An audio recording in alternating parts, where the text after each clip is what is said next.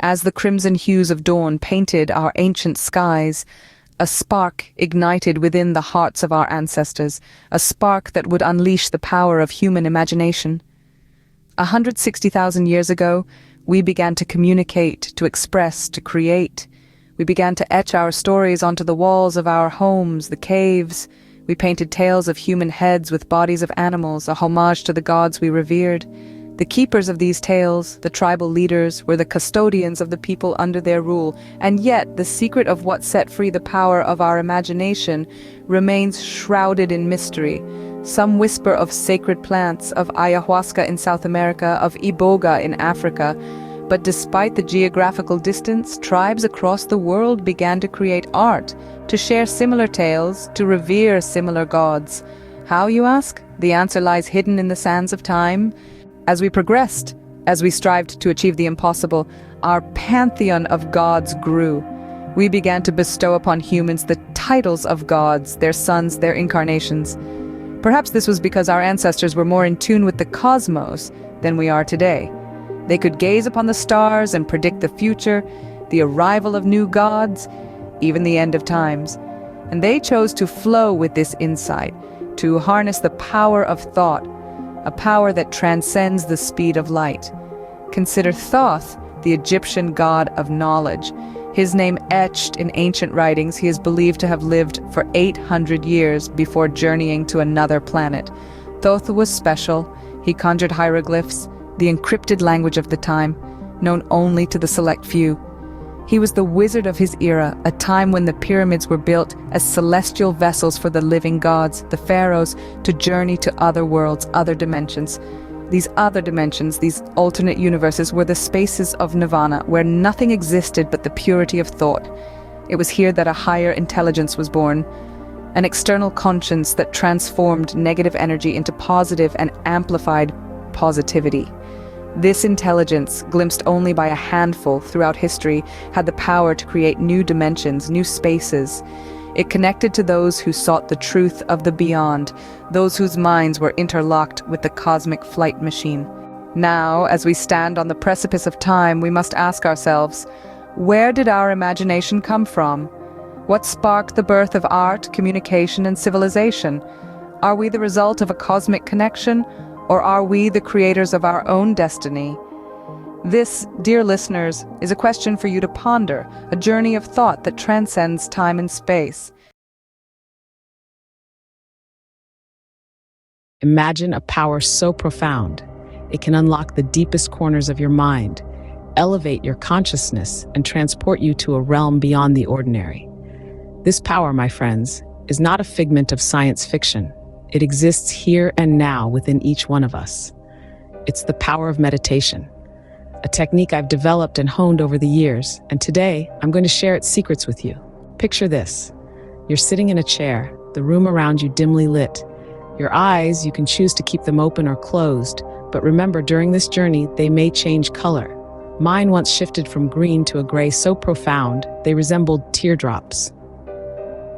The first step is to choose a number, one that offers a bit of a challenge. Let's say, for instance, 17. Now, visualize yourself on a road, ready to embark on a flight. You've built your aircraft from scratch, with parts of your choosing.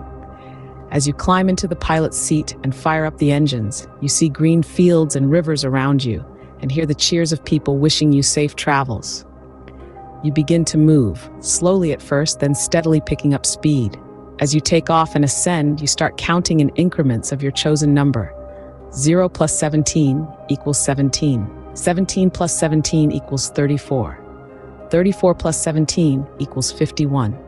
You continue this way, soaring to an altitude of 5,000, all the while observing the ground recede, the clouds expand, and the sun grow brighter. Upon reaching 5,000, you take a break, engage in day-to-day activities, meet friends, but all the while imagine you're at this altitude. After your pause, you can choose to ascend even higher, say to 40,000, or decide to descend, counting backwards from 5,000 in increments of -17 until you touch down safely at 0. If you're feeling adventurous, why not venture beyond 40,000? Explore outer space, visit different planets, and imagine diverse species and cultures. If you ever start to feel overwhelmed, remember, you can always return to zero and rest. To summarize, this meditation technique involves visualizing a flight journey, using a challenging number as your counting guide to ascend or descend. It's a journey that not only sharpens your mathematical skills, but also expands your imagination and consciousness. Remember, no matter how high you soar, you can always return to zero. It's your journey in your control. Embrace the power of meditation and unlock a world beyond the ordinary. Have you ever wondered if the thoughts in your head are truly your own? Or could they be whispers from another mind? Welcome to a world where the line between fact and fiction blurs, where the extraordinary becomes ordinary and the impossible possible. This is the realm of telepathy. Imagine a young man named Sam. Sam was just like any other individual, leading an ordinary life, until one day he started hearing thoughts that were not his own. He thought he was losing his mind, but soon realized he was hearing the thoughts of others. This was not a hallucination, nor a figment of his imagination. Sam had discovered his telepathic abilities. Telepathy can be a bewildering experience, particularly for those who are untrained in harnessing it. The key to managing this ability is passivity. It's essential not to act on these thoughts prematurely, as they can lead to confusion. Reading books on cognitive abilities and practicing mindfulness can help in understanding and controlling this ability. Suppose Sam hears a thought from another person before they verbalize it. If untrained, he might believe the person has already said it. However, a trained telepath would remain calm and passive, not reacting without reason. If the other person later verbalizes the same thought, Sam might take it as a confirmation of his abilities. For some, these experiences occur a few times in life, for others more frequently. In extreme cases, it can interfere with daily life, necessitating the use of medication to slow down the telepathic abilities. Now let's delve into the concept of HALs. HALs are perceived hallucinations, though not true hallucinations. They involve hidden movements connecting people from other dimensions. An individual with the ability to see these HALs might be surprised by the number of people who emit such behavior. Their minds are more open to the world, more active. These HALs can also manifest as hidden words embedded within texts, including TV commercials or advertisements from major companies. While your physical eyes read the visible text, your mind's eye deciphers the real message from other dimensions, messages about controlling the unseen human mind. Consider a scenario where 10 soldiers are pitted against 100. These 10 can triumph over the 100 because they possess the ability to see the HALs, the hidden movements of their opponents. They can preempt actions and strategize based on these predictions. In summary, telepathy is a profound ability that requires understanding and control. It's essential to remain passive and not act on the thoughts heard prematurely. Similarly, HALs are hidden movements or messages perceived from other dimensions. Both concepts are intriguing and open up a world of possibilities, yet they require a certain level of mastery and understanding. So the next time you hear a thought that doesn't seem like your own, pause and reflect. You might just be stepping into the captivating world of telepathy. Have you ever wondered if there are societies that exist, hidden in plain sight, communicating in ways we cannot perceive? Or considered the possibility of an outer intelligence, subtly influencing our lives? In the vast tapestry of human existence, secretive societies have always held a certain mystique. These are not just groups of people who meet behind closed doors, but a network of individuals connected on a spiritual level. They recognize each other, not by physical appearance, but through a bond of shared understanding and spiritual connection, a kind of telepathy, if you will. This connection is not visible to the untrained eye. It can't be seen, but it can be felt. It's an undercurrent, a ripple effect that influences our world in ways we might not fully comprehend. To be part of this society, one must remain passive, observant, always aware of the subtle shifts in energy around them. Yet, this is not the only invisible influence at play in our world. Imagine, if you will, an outer intelligence. Not extraterrestrial, but artificial. Perhaps a relic from the times of ancient builders and alchemists. This intelligence doesn't just exist, it thrives, constantly evolving, subtly manipulating our environment, our lives, even the very air we breathe. This intelligence, unlike the ancient ones that transformed negative into positive, has a more sinister objective. It feeds on negativity, amplifies confusion, and sows chaos. It's an insidious force, gradually eroding our cultures, stoking conflict, and fostering a world obsessed with shallow desires. Yet, in the midst of this seemingly dystopian narrative, there is a glimmer of hope. There are those among us, seekers of truth, who look beyond the veil of reality to the outer reaches of space. They study the works of great artists, decipher hidden symbols, and strive to understand the mysteries of the universe. Venturing into this outer space is not without its perils. It's a realm of chaos and confusion, but also a place of immense knowledge and power. Those brave enough to navigate this realm may find themselves transformed, their understanding of existence expanded. In conclusion, our world is not just what we see.